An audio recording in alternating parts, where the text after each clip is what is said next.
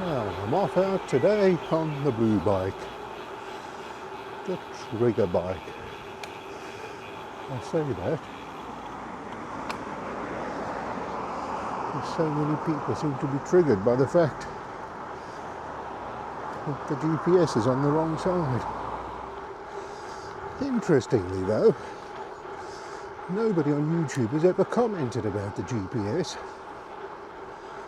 and yet if I put a video up on Facebook, the vast majority of the comments are about the fact that the Garmin isn't dead centre.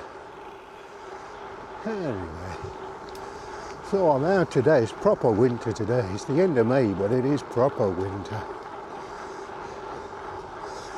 Yesterday we had gale force winds, the Severn Bridge was shut, and I got drenched.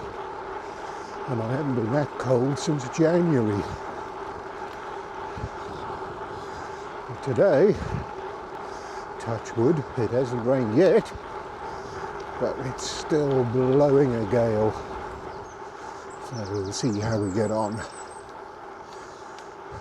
Done a couple of shorter rides this week as well, mainly because of the weather, but also because I'm finding that I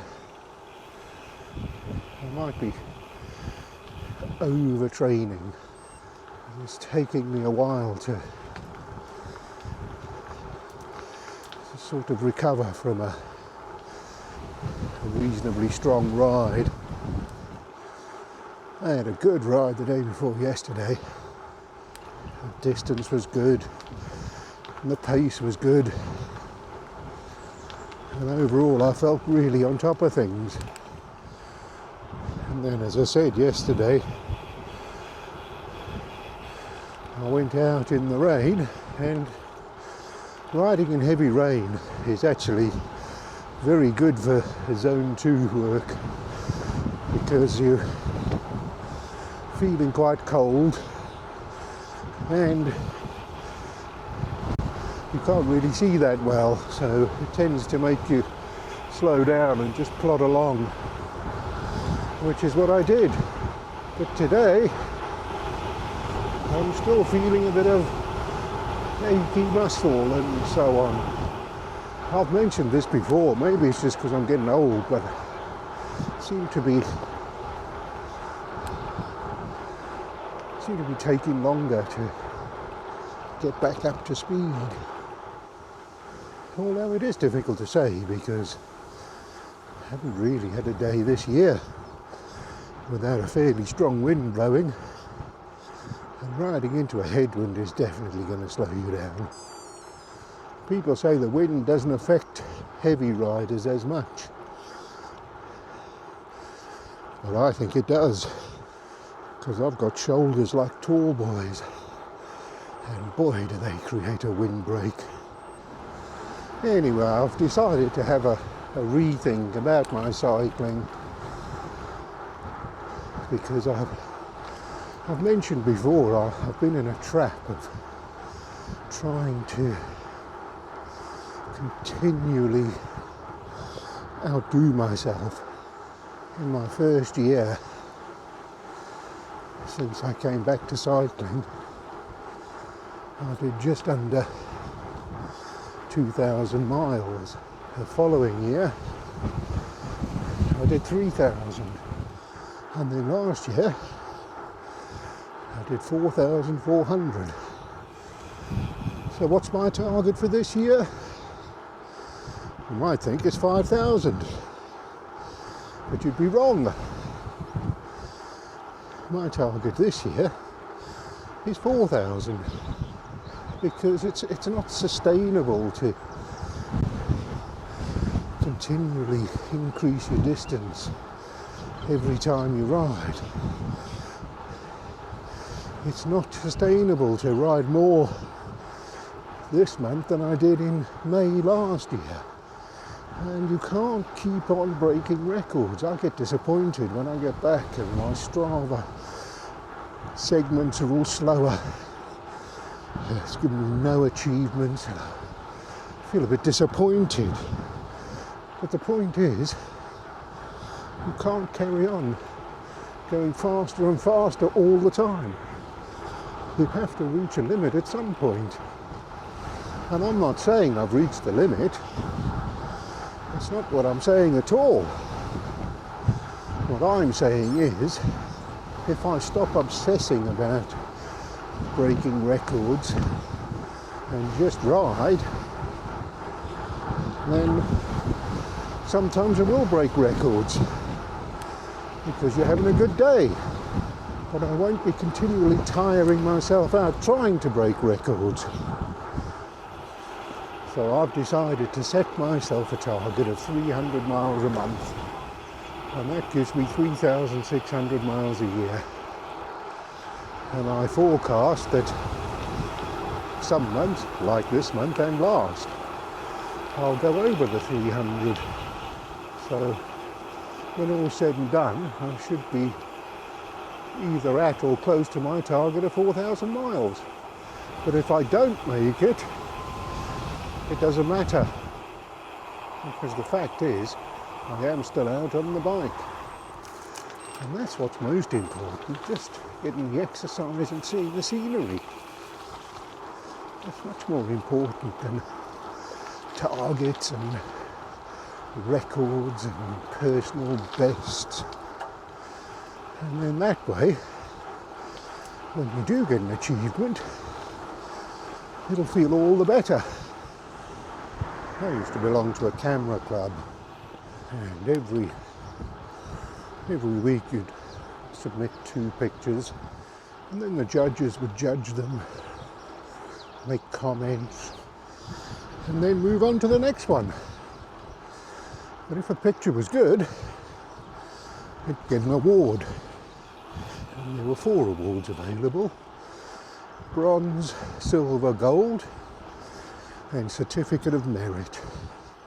And that's the sort of standard in photography competitions. I also used to enter the Pro Photo Awards. And boy, if you got a bronze award at the Pro Photo Awards, wow, that was something special. But I don't know why, maybe the camera club thought that it would attract more members if they felt a sense of achievement. I don't know what it was, but they decided they'd give everyone an award. And so it just devalued the whole process. Rather than a bronze award being an achievement, it now meant the picture was a bit shit. And a silver meant your picture was a bit mediocre. So it was only really a gold or a certificate of merit that meant anything. So as I said, it devalued the whole process, and it didn't achieve what they set out to, because people would groan when they said bronze award. So what I'm saying is, rather than obsessing with achievements, when I get one, it'll be nice. I won't have to be overtraining. Oh, I was watching a program on the telly last night about Michelle Mone. For those of you who aren't from Britain, she's somebody that came from the East End of Glasgow, started a business, made a bit of money, and because of that she got appointed to the House of Lords. It was bizarre in itself, but you know, there we go. Anyway, so during the pandemic, the Conservative government saw an opportunity to take billions of pounds of taxpayers' money and hand it out between themselves and their mates. And the health minister at the time gave a contract to his pub landlord to make some high-tech medical equipment, bypassing the companies that knew how to make the equipment. And then he gave himself he gave his sister a contract. And then later on we found that he was a shareholder in the company as well. And he said, oh, well, did I forget to mention that? Anyway, Michelle Mone, being a Conservative peer, decided she'd award herself a contract. So she awarded herself a contract which brought in a clear profit after tax of £30 million from making surgical gowns, which turned out to be completely useless. Anyway, you might be wondering what that's got to do with cycling. And one of the comments in the documentary from somebody that knew her, she became obsessed with making more money all the time because she was paranoid about going backwards. Because she came from humble beginnings, she was paranoid that she might end up back there. So she had this obsession to carry on making money, legally or illegally. And I think that's what happened to me. Because I was in such a bad way when I started or came back to cycling, and I've been paranoid about not going back there. So I felt like I've had to push myself harder and harder all the time to prove to myself that I'm still healthy enough to do it.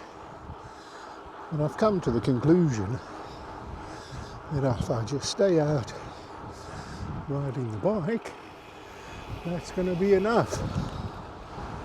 I mean, obviously I'll keep riding, That's when I will go backwards, is if I start having days off and sitting on the settee vegetating.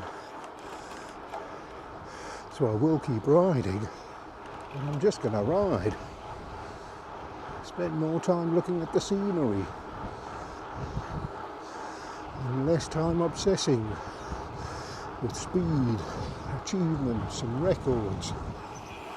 And then, as I said, sometimes records will come just because you're not so fatigued and because you're just feeling good. It's quite often the way achievements come when you're not trying. So that's the new me. Let's see how long it lasts. And as usual, if you found this video interesting, like and subscribe.